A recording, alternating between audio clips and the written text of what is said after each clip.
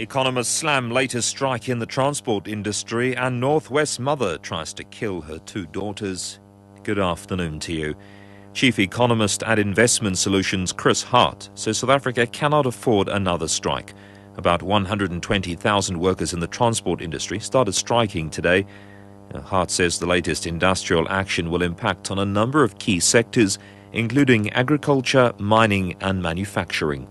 I think another strike on the heels of the mining strike, which is really still ongoing, is very unfortunate because it just reinforces South Africa's reputation as an unreliable labour sort of environment.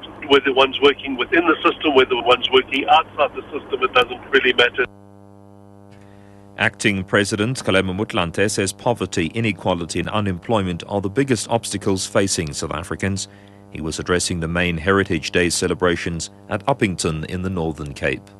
Today, the biggest enemy facing our society is the triple problem of poverty, inequality and unemployment. While it is the primary duty of government to address the triple problems mentioned above, it is also true that government needs social partnership to make sure that we achieve results. A woman has been arrested after pushing her two daughters, aged 4 and 8 years old, into a dam outside Mahikeng in the northwest.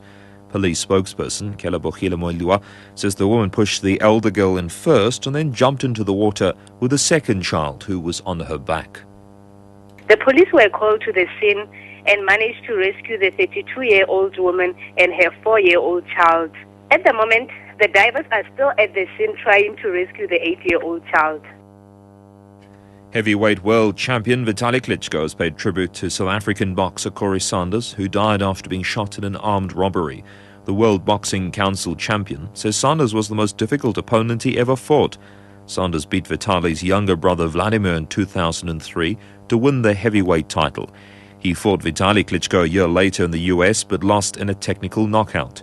The Klitschko brothers have expressed condolences on their Facebook page after hearing of Saunders' death. He was shot while attending a family celebration at a restaurant at Brits in the northwest. Provincial police spokesperson Thulani Ngubane says investigations into the murder are still underway. We cannot preempt any of the situation that led to the murder of Mr. Saunders. It is then our investigation that will then guarantee us any situation that's a premeditated murder or was it just a plain robbery. We'll make a public statement once we have a breakthrough. A court in Vietnam has handed down prison sentences to 3 prominent dissidents charged with spreading propaganda against the state. The longest sentence was 12 years. The BBC's Jonathan Head. There was never much doubt that the court in Ho Chi Minh City would convict these dissident bloggers. 2 weeks ago, Prime Minister Nguyen Thanh Yong ordered 3 well-known political blogs to be shut down and banned state employees from reading them. The 3 defendants are founder members of a website called the Free Journalists Club, on which they posted articles criticising the government on issues ranging from the South China Sea territorial dispute to corruption and police abuse. The mother of one of them died after setting herself on fire outside a local government office in July, apparently in protest against her daughter's arrest and police harassment of her family.